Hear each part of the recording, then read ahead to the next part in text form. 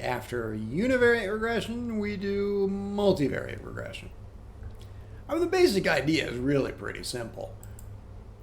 Just add more x variables into our code. Not hard. The math gets a little more complicated, which is why it's kind of segregated in the curriculum, but in this course, we've left off most of the math complications, leave it at the computer to muck around. In the formula, we're going from y equals beta naught plus beta 1 times x to y equals beta naught plus beta 1 x1 plus beta 2 times x2, on and on to beta k times xk. Just adding a bunch of subscripts. Now when we're writing code in R, instead of lmy twiddle x1, we use lmy twiddle x1 plus x2 plus x3. Just go crazy on it.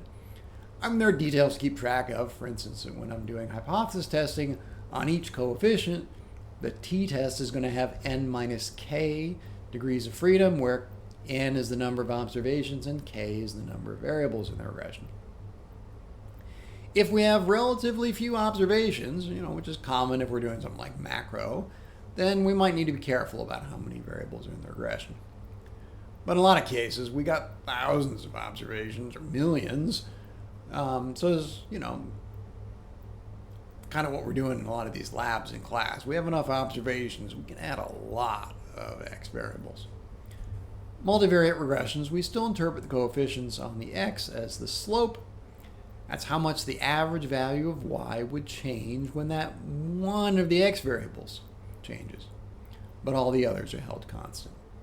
If you remember your multivariate calculus, that's just saying the coefficient estimates the partial derivative. The beta estimate is partial y, partial xi. Also from multivariate calculus, you might remember that at least locally, any continuous differentiable function can be approximated by a linear function. That's what it means to be differentiable. So while it might seem our assumption of linearity is rather stringent, on the other hand, you can make a case that it's certainly going to be true for a pretty generic class of functions within a local area at least. Now often we include dummy variables among the x variables. Dummy variables either 0 or 1. The coefficient on the dummy variable is the change when that dummy variable goes from 0 to 1. In R or other statistical packages, they report the coefficient estimate, standard error of each coefficient estimate, the t-stat, which is the ratio of the coefficient to standard error, and the p-value, which is the area of both tails with that degrees of freedom, n minus k, calculated from the t-stat. You should be able to understand where the computer is getting those. It's not sorcery, it's just math. Some notation details: the model fits y to be beta naught plus beta 1 x1 plus beta 2 x2, so forth, plus e, the error, or epsilon. Fitted values are going to be denoted y hat, calculated from the estimated coefficients, each with a hat notation: beta naught hat, beta 1 hat, etc.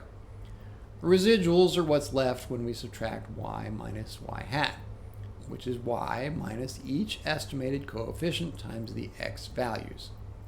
As with the univariate case, the mean of the error is going to be 0 just because that's how the intercept term is defined. Simple example using CEX data, consumer expenditure data. This is the classic Engel study, looking at what fraction of income do households spend on food. If you remember back in micro, you studied the Engel curve for individual consumption choices. Some of this coding uses a package AER.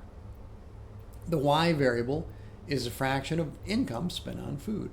We'll model that as influenced by the person's age, size of the family, if the person is female, the person is African American, Asian, other race, American, Indian, Native American, Hispanic, educational qualifications, dummies for whether they have a high school degree, whether they have some college, whether they have an associate's degree, whether they have a bachelor's degree, or an advanced degree. So that's not a tiny model, but it's still relatively simple.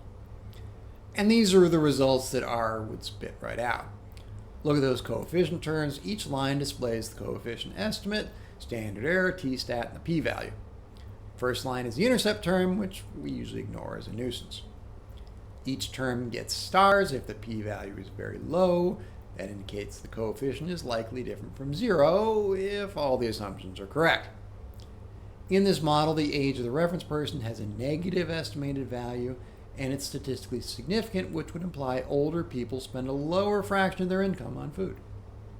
Family size, perhaps surprisingly, is not strongly related to the fraction of household income spent on food. Perhaps as people's family size go up, their income and food expenditure both tend to rise in rough proportion. You can go through the rest of these coefficient estimates. We'll talk about them in class maybe, but good deal, as we work through different labs. With all these educational qualifications, those are all measured relative to somebody who has none of those qualifications, who doesn't even have a high school diploma. All those coefficients are negative, which we'd probably interpret as showing that food expenditures are a smaller fraction of income as people get more income. Food might be something of an inferior good. People with lower income would spend a higher fraction of their income on food. In R, we have lots of handy ways to work with the output from the LM call. Once you estimate the model, as I did on the previous slide, you can access various segments of that output. Coefficients of that model angle bring the coefficients, The fitted values of model angle brings all the fitted values. The residuals, which are the difference from y hat from y. Confidence int gives the confidence interval for each of those coefficients. The plot gives a bunch of variously interesting plots. ANOVA will give you the ANOVA tables. It's all, pretty straightforward to find out. You generate predicted values for particular cases as well. Might want to ask, what's the predicted proportion of income set by a household where a reference person is age 30, family size 15 is, 1, female education is 1, African American 1, other race or ethnicity values are 0, if the person has a bachelor's degree, and R will tell me what is the predicted value of Y in that case. It's often a good way of assessing if the model seems reasonable. It's also a good way to generate counterfactuals. For instance, if I wanted to know how much wage variation would remain if I took out age effects, setting everybody age to be 35 or something. Note it distinguishes between confidence intervals and prediction intervals. If the value I'm trying to predict is within the observed X, then I'd use the confidence interval. While if the prediction is outside that interval, then it's a prediction. It's important for time series, like trying to decide the interval for predicting GDP next year. It's usually less relevant for the micro data that we'll be using most of in all of our labs.